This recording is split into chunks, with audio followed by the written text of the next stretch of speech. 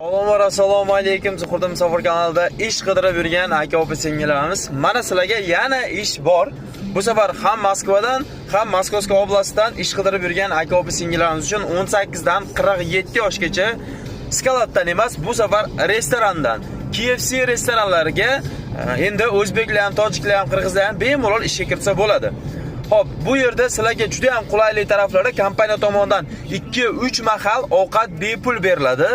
Undan tashqari patent kompensatsiyasi ham bor. Ya'ni siz borasiz, ishlaysiz, patent vaqti kelganda o'zingiz borib to'lab, chek qaytarib olib kelsangiz, mana shu vaziyatda kompaniya sizga kompensatsiya qilib, to'lagan chekingizni oyligingizga qo'shib patentingizni beradi.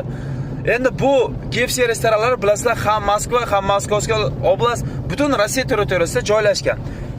Lekin bular yotoqxona bermaydi, registratsiya qilib bermaydi, boshqa narsa bermaydi, faqat ovqat bilan ta'minlaydi. O'zingizni uyingizni oldida bo'ladi bu restoranlar. Masalan, kimdir metro prospekt Veranskada turadigan bo'lsa, o'sha metroning yaqinidagi KFC ga jo'natiladi.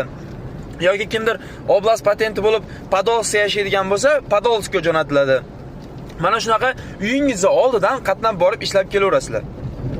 Kimga agar mana shunaqa power yordamchisi, kassier, prodavец, o'sha joyda katlan maosh, xullas KFC restoranda hamma vakansiya bor. Bu hech qaysi biriga opit shart emas. Самое главныйsi shu Moskva yoki Moskovskiy oblast patent bo'lish shart. Bu ishga O'zbekistondan kelsa bo'ladimi? Yo'q, O'zbekistondan kelsa bo'lmaydi. Faqat Rossiyada Moskvada hamda Moskovskiy oblastda qo'lida patenti borlar ekrandagi nomerga telefon qilamiz. Dokument yo'qlar yoki O'zbekistonda turib olib, iltimos telefon qilishmasin dedi. Chunki o'zingizlarni ham, bularni ham vaqtini olgan bo'lasizlar.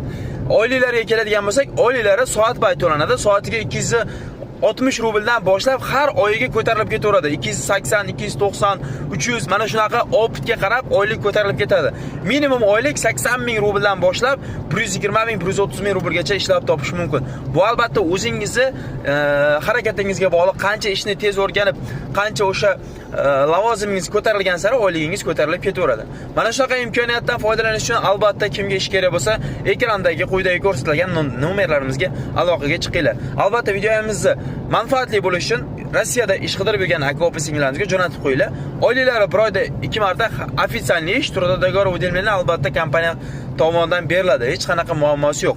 Qolgan yana kimga ma'lumot qiziq bo'ladigan bo'lsa, ekrandagi nomerlardan to'liq ma'lumotni olishingiz mumkin. Sog' bo'linglar, omon bo'linglar, sizlar bilan har doimdek Zuhurda Musofir bo'ldim.